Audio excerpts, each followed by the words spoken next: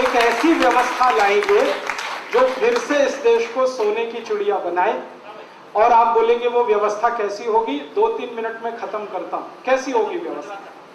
हमारे देश में भगवान श्री राम आदर्श, राम जी कि हिंदुस्तान के ये जो हरामी नेताओं ने 60 साल में पैसा जमा करके विदेशी बैंकों में रखा, जो 45 लाख करोड़ है, इसको वापस। आप बोलेंगे ये आएगा? हाँ आएगा।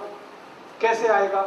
ये ऐसे आएगा कि हमारी संसद में इसके लिए या तो कानून बनाना पड़ेगा या सुप्रीम कोर्ट में इसके लिए मुकदमा लड़ना पड़ेगा। हम सुप्रीम कोर्ट में जाने की तैयारी पहले कर रहे हैं। सुप्रीम कोर्ट में एक मुकदमा करेंगे हम शायद अगले साल 2009 में, नहीं तो 10 में तो करना ही। इस मुकदमे पे हजारों लाखों लोगों के हस्ताक्षर होंगे। वो मैंने कराए, 40,000 लोगों से हस्ताक्षर कराए, और भी जरूरत पड़ी तो कराऊंगा। सुप्रीम कोर्ट के सामने हम जाएंगे। नेताओं के बारे में हमारे पास जो जानकारियां हैं वो हम कोर्ट के सामने रखेंगे और कोर्ट को कहेंगे कि इन सब नेताओं को नोटिस देकर पूछिए कि इनके पास पैसा, ये देश का पैसा है, कोर्ट इनसे ले ले। या तो सुप्रीम कोर्ट करे, नहीं तो संसद में हमारी तैयारी है कि ऐसे 350 सांसदों को भेजना जो जाकर ये कानून बनाए कि 15 अगस्त 1947 के बाद इस देश का जितना धन विदेशों में जमा हुआ वो देश का धन है, राष्ट्र का धन है, नेशनल प्रॉपर्टी। जब कानून बने तो हम देखें कौन विरोध कर रहा है इसका। जो विरोध करे पक्का है उसी का पैसा स्विस बैंक में है, और जो विरोध करे उसका मुंह काला करके गधे पे बिठा के सर्कस निकालें पूरी दुनिया। तो अगर ये कानून पास होता है, कानून बनता है, 7 दिन के अंदर स्विस बैंकों का पैसा आ जाएगा, ये मेरी गारंटी है। क्योंकि स्विट्जरलैंड की बैंकों के साथ इस विषय पर 12 साल से मैं बात कर रहा हूं, वो सब तैयार है। वो कहते हैं कि आप अपना ब्लैक मनी यहां से ले लो, हम तैयार हैं। जर्मनी की बैंकों ने अभी सरकार को एक चिट्ठी भेजी थोड़े दिन पहले, वो टाइम्स ऑफ इंडिया में लीक हो गई और छपी। जर्मन की बैंकों में जितने नेताओं का पैसा, उन्होंने कहा कि हम 6 महीने का समय दे रहे हैं, या तो निकाल लो नहीं तो हम जब्त करेंगे सब। तो अगर ये होता है जर्मनी में, फ्रांस में, तो सभी देशों में होगा। तो हमारी एक योजना है कि स्विस बैंकों का पैसा वापस आए। दूसरी योजना है कि जितनी विदेशी कंपनियां लूट रही हैं इस देश को, इन सबको बाहर भगाया जाए, और इसको भगाने की ताकत आप में है। आप उनका माल खरीदना बंद कर दो, विदेशी माल मत खरीदो, सबका माल बिकना बंद हो जाएगा, भाग जाए, वो पैसा बच जाए। 2 लाख करोड़ हर साल बचेगा, आप सोचो। तीसरी योजना ये है कि भारत का जो रुपया है और अमेरिका का जो डॉलर है, इसको बराबर करना है। अभी हमारा 40 रुपया 1 डॉलर है, हमको ये 1 रुपया 1 डॉलर करना है। आप बोलेंगे ये हो सकता है? बिल्कुल हो सकता है। ये 1 डॉलर 40 रुपया हुआ कैसे? ये 1947 15 अगस्त को 1 रुपया 1 डॉलर ही था।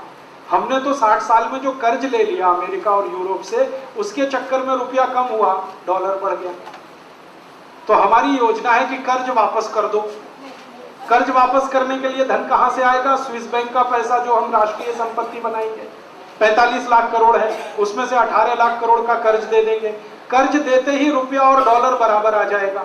रुपया और डॉलर अगर बराबर हुआ तो भारत की सारी संपत्ति अंतरराष्ट्रीय बाजार में 40 गुनी बढ़ जाएगी एक झटके में। पता है क्या होगा? फिर यहां से आप न्यूयॉर्क जाएंगे और वापस आएंगे तो टिकट 750 रुपए का ही आएगा। अगर आपका बेटा या बेटी इंजीनियरिंग में आप पढ़ाएंगे, 10 से 12 हजार की पढ़ाई में वो 5 साल में IIT से बीटेक करके निकल आए। डॉक्टर बनाएंगे तो 20-25 हजार का खर्चा, माने आपकी जिंदगी का हर खर्चा 40 गुना कम हो जाएगा। सीधी सी बात। पेट्रोल अभी 52 रुपए लीटर है, फिर हो जाएगा लगभग 1.25 रुपए लीटर। डीजल अभी 36 रुपए लीटर है, डीजल हो जाएगा 80 पैसे लीटर। रसोई गैस का सिलेंडर अभी 350 रुपए का है, ये हो जाएगा लगभग 25 से 30 रुपए का। हर महंगाई का स्तर 40 गुना कम हो जाएगा। जब महंगाई 40 गुनी कम होगी तो आमदनी अपने आप 40 गुनी बढ़ जाएगी।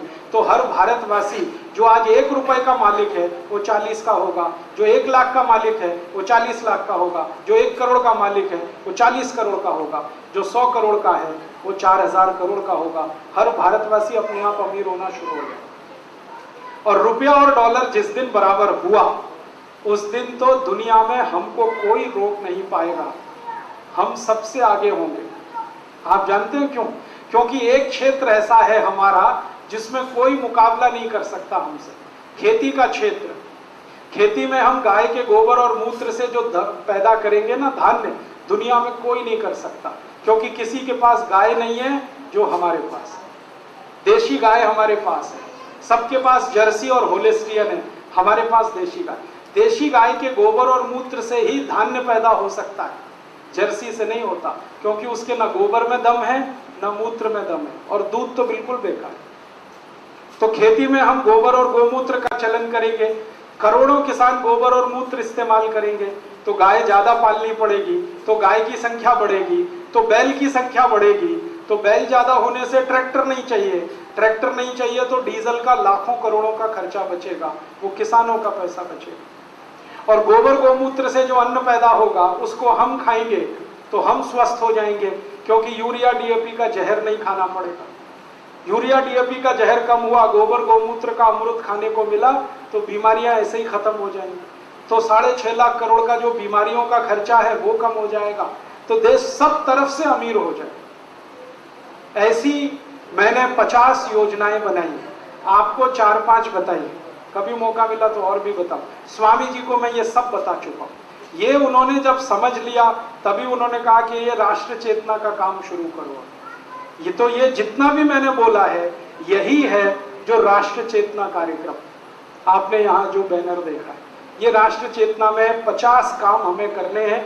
एक काम स्विस बैंक का पैसा वापस लाना, दूसरा काम किसानों की खेती गोबर गोमूत्र आधारित करना, तीसरा काम अंग्रेजों के बनाए हुए टैक्स के कानून बदलना, ऐसे 50 काम। उन कामों की जिम्मेदारी स्वामी जी ने मुझे दी है और उसके लिए राष्ट्रीय प्रभारी मुझे नियुक्त किया है। तो हम सब आप मिलकर इस काम में भी जुड़ जाएं तो जल्दी हो जाएगा। होगा तो सही, आप जुड़ेंगे तो थोड़ा जल्दी होगा, नहीं जुड़ेंगे तो होगा तो सही देर में होगा। हम चाहते हैं जल्दी हो, देश का नुकसान कम हो। तो आप योग में लगे, प्राणायाम में लगे, पूरे देश में ये फैल गया।